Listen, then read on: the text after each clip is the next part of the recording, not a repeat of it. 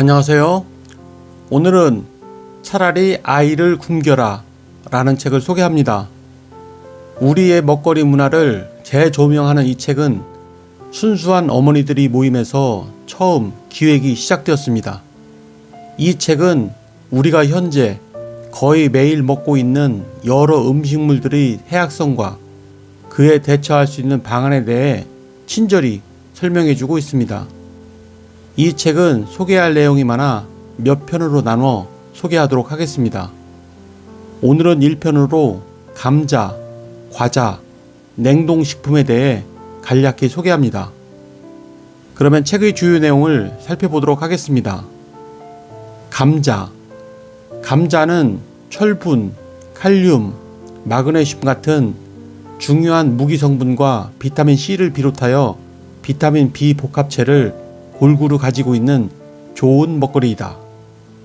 그래서인지 감자를 많이 소비하는 나라에는 영양결핍증 환자가 거의 없으며 장수하는 이들이 많다.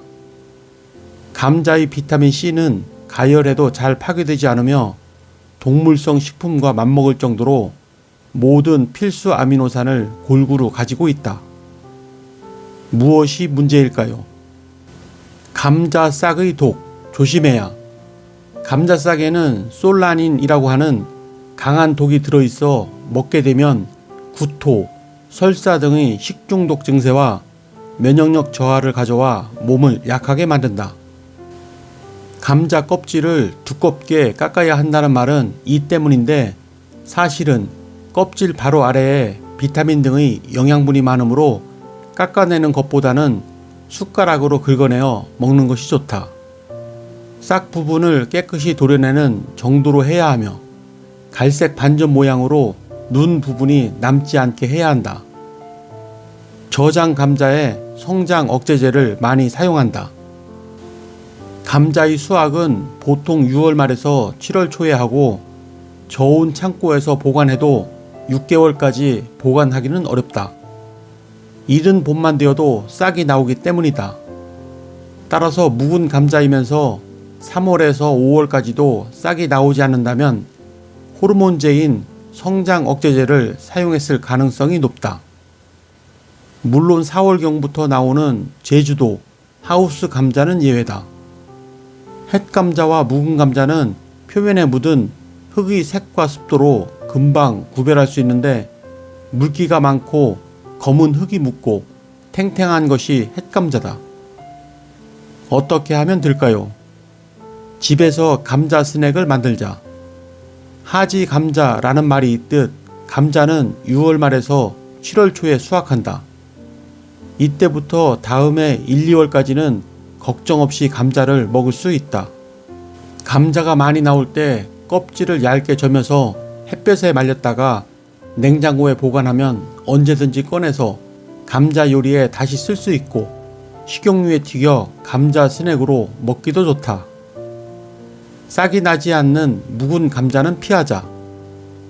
묵은 감자이면서 2, 3월이 지난 후에도 싹이 나지 않는 것은 구입하지 않는다. 성장 억제 호르몬을 치지 않으면 그렇게 되기 어렵다. 감자에 살포하는 성장 억제 호르몬은 사람의 몸에서도 비슷한 작용을 하므로 위험하다. 과자. 과자는 대부분 열량이 높고 보존성이 좋다.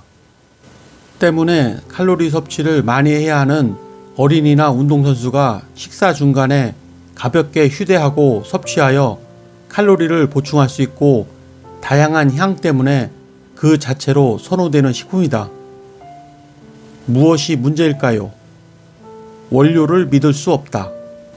공장에서 제조되는 과자는 원가를 절감하기 위해 싼 값으로 대량 생산하기에 적합한 원료를 택한다. 그러다 보니 대부분 외국의 대규모 농장에서 재배되는 농작물을 사용하기 때문에 유전자 조작, 농산물일 경우가 많고 그렇지 않더라도 농약, 화학 비료로 키운 농작물이 많다. 특히 수입 밀가루는 장기간의 저장을 위해 다량의 살충제를 쓰고 있어 아이들의 건강을 심각하게 위협하고 있다. 아이들을 난폭하게 만드는 산화 방지제. 기름은 공기 중의 산소와 결합, 산화되어 색깔이 바래고 비타민C를 파괴한다. 기름이 산화된 과산화물은 설사, 복통 등 소화장애를 일으키고 노화의 원인이 되기도 한다.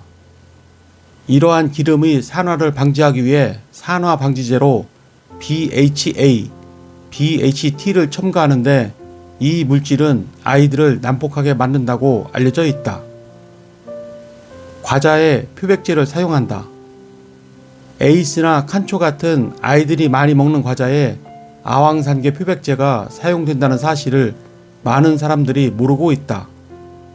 아황산계 표백제는 우엉, 연근, 토란 등의 변색을 방지하기 위해 자주 쓰여 왔는데 요즘엔 과자뿐 아니라 빵, 빙과류 등 폭넓게 쓰이고 있다.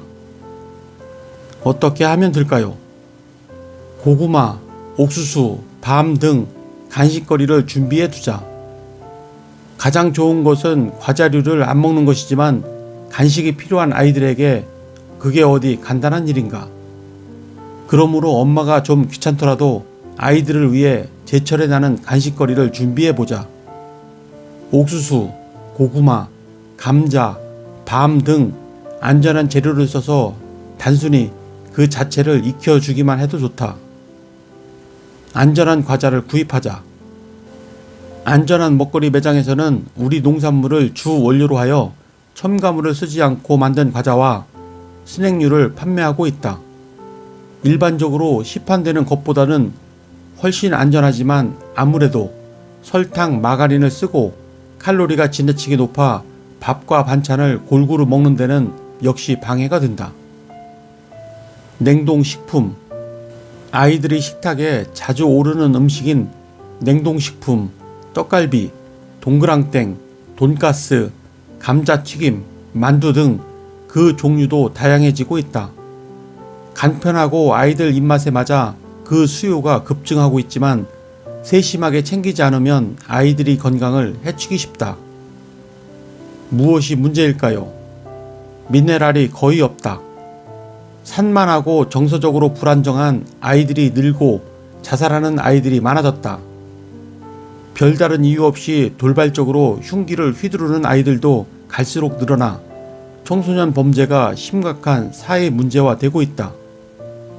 이러한 현상의 배경에는 여러 가지 복잡다단한 요소들이 있지만 식생활과 관련해 본다면 미네랄이 부족한 식단이 한 원인이라고 볼 수 있겠다.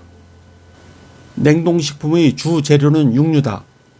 당근이나 양파, 파, 마늘도 들어가지만 잘게 썰어진 후 몇 번의 가공 과정을 거치면서 영양소는 거의 다 파괴된다.